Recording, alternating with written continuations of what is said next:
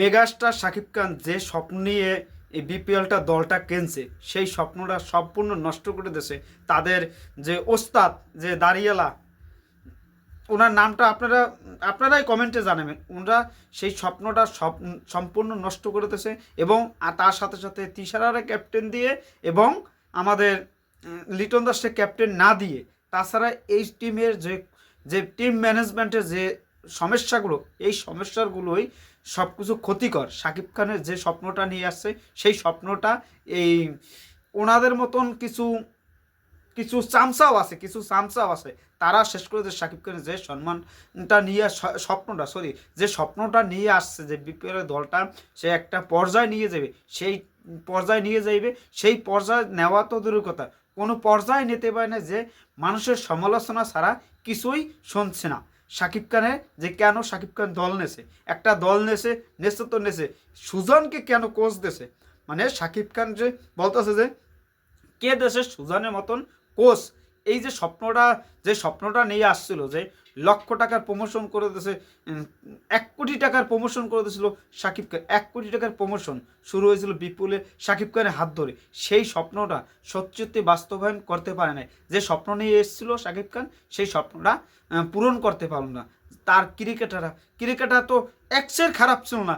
Rajshahi team দেখলে তো আমাদের বমি আসে, তারপরও বমি আসে এই কথা বলতে পারি না। তারাই তো খেলা দেখাইতেছে যে বমি আসে কেন, তাদের মালিকের কথা যে টোকাই মালিক দেশে টোকাই যে সে হয়েছে মালিক, তাদের টোকাই মালিক সেই স্বপ্নটা ভেঙে দেছে গদা সুদান। মানে ঢাকা শাকিব খান যে স্বপ্নটা নিয়ে এসেছিল সেই স্বপ্ন ভঙ্গ। এটাই আমাদের গদা সুদান আরও কে আছে এগুলো সত্যি আমাদের কষ্ট লাগার বিষয় যে শাকিব খান আসছে, সে বিপিএলে আসার সাথে সাথে যেদিন ওখানে মুশফিকুর রহিম শাকিব খানের সাথে যে শাকিব খানের সাথে একটা ছবি করে, মুশফিকুর রহিম ছবি করে কিন্তু শাকিব খান যে ছবি করে না, মানে যে স্বপ্নটা নিয়ে ওখানে গেছে কিং শাকিব খান যে স্বপ্ন নিয়ে ওখানে গেছে সেই স্বপ্নটা ভঙ্গ করে দিয়েছে শাকিব খানের। দেখেন মেহেদি মিরাজ এসে শাকিব খানের সাথে কথা বলে ছবি করে, তামিম ইকবাল ওখানে ছিল, মাহমুদুল্লাহ ছিল, মুশফিক ছিল, আরও নাফিস ছিল। যে শাকিব খানের ক্যারিশমা তার প্রেজেন্টেশন ওখানে অন্যরকম একটা মানুষের কাছে গ্রহণযোগ্যতা পাইছে, সেই গ্রহণযোগ্যতা সম্পূর্ণ নষ্ট করে দিয়েছে আমাদের এই যে টিমের যে আতিক এই লোকে ওনার নাম হচ্ছে আতিক সম্পূর্ণ নষ্ট করে দিয়েছে। এই আতিকেই আমাদের ঢাকা টিমের নষ্ট মূল। এই লোকে খালি সোফায় যেয়ে বসবে আর কোনো কাজ নাই, বড় খালি কথা বলবে, তাছাড়া কিছু করতে পারে না। ঢাকা টিমটারে একদম শেষ করে দিয়েছে। আজকে ভাবছি ঢাকা নিয়ে আর কথা বলবো না, কিন্তু মনের কথাগুলো কষ্টর কথাগুলো এগুলো আপনাদের সাথে শেয়ার না করলে আমি নিজে ভালো লাগবে, কেমন যে লাগতেছে শরীরটা এখন ভালো লাগতেছে না। আর ওই কয়দিন আগে 2-3 দিন আগে আবার প্লেয়ার নাহানকে আনছে কি সুন্দরী রমণী অস্ট্রেলিয়া থেকে নিয়ে আসছে। সে একটু সাব্বিরের একটা সাক্ষাৎকার নেছে, তারপর একটা সাক্ষাৎকার এসকে নাজিজের, তারপর নেছে একটা ওই মোসাদ দেখে। এই হয়েছে তার ক্যারিশমা। সে আইয়ে টাকা লক্ষ টাকা নিয়ে গেল বাংলাদেশ থেকে, কিন্তু ফলাফল ঘোড়ার ডিম। সেখান থেকে এখানেও একটা স্বপ্নভঙ্গ।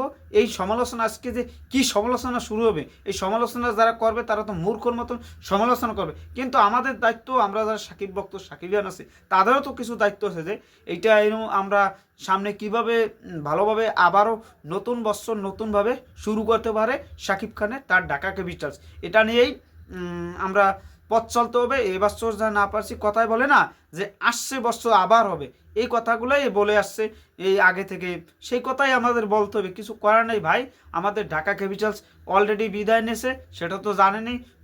4টে বা 5টার সময়, 5টা 4:30টার সময় আমরা জানি ঢাকা ক্যাপিটালস বিদায় নিয়েছে। কিন্তু বিদায় নেওয়ার পর আজকে যে শাকিব খান যে ভাবছিলাম ঢাকা টিম বরিশালের সাথে একটা স্কোয়াড করবে, ফাইটিং রান করবে, স্কোয়ার করবে, সেই স্কোয়ার কিছুই করতে পারলো না। এটা আমাদের জন্য দুঃখের শাকিব খানের মান সম্মানটা সব শেষ করছে। আজকে শাকিব খান মাঠেও যাইতে পারতো, যদি ম্যাচ জিততে পারতো, ম্যাচটা জিতলে শাকিব খান মাঠেও যাইতো, এটা হইতো। কিন্তু কি হইলো ঘোড়ার ডিম খেলছে। মানে একটা টিমে বান্ডরি মারতে গেলে, যে টিমে তামিম ইকবাল ডট বাবা সেও 4 ছক্কা মারে, এখানে কেউই পায় না। আর এখানে একাদশটা গঠন করছে কি, মাথাটা আজকেও গরম হয়ে গেছে যে সুদানের কি অবস্থা, যে আজকে সোয়ানের মতন প্লেয়ার তারা এখনও সুযোগ দেয় নাই। শাকিব খান যে স্বপ্ন নিয়ে আসছিল সেই স্বপ্নটা ভঙ্গ করে দিয়েছে একমাত্র গদা সুদান। শাকিব খানের স্বপ্ন ভঙ্গ করেছে গদা সুদান। এটাই এটাই ছাড়া আর কিছু বলার নাই। এই যে সত্যি কষ্ট লাগতেছে, এখন কি আর বলবো। সবাই ভালো থাকবেন। এখন যেহেতু ঢাকা ভাত পড়ে গেছে, এখন আর কি করা আছে, আপনাদের যা কমেন্টে যা ঝাড়ার কথা আপনারা ঝেড়ে দেন। গদা সুদানের বিরিখর সুদান, আমি একটা ভিডিও দিয়েছি একটু আগে সুদানরে নিয়ে, সেটা নিয়ে কি বলা আছে। আমি প্রিয় ক্রিকেটার মাহমুদুল্লাহ ভক্ত, এইটা একজনের বলতে পারে, কিন্তু শাকিব খানের ভক্ত হয়ে আজকে অনেকেই খেলা দেখতে গেছে। শাকিব খানের অনেকেই বলছে যে শাকিব খান কেন গদা সুদানরে কোচ হিসেবে দিয়েছে। এটা দুঃখজনক। এই দুঃখজনক বিষয়টাই আমরা এগিয়ে যেতে হবে, এখন কিছু করার নাই। সবাই ভালো থাকবেন, ধন্যবাদ। এখন শাকিব খানের জন্য কষ্ট লাগতেছে, আমরা তার টিমকে সাপোর্ট করছি। কি বলবো যে আমি ভাষায় প্রকাশ করতে পারছি না, আমি কিছু বলার নাই।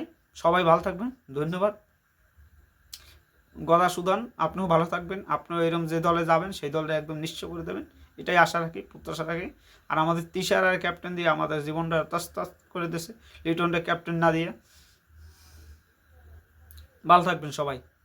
শাকিব খান আপনার পাশে আসি, আমরা সবাই সব সময় শাকিব খানের আপনার পাশে আসি। এখন বরবাদ নিয়ে আপনার কথাবার্তা বলবো, এখন শুধু বরবাদ হবে, বরবাদের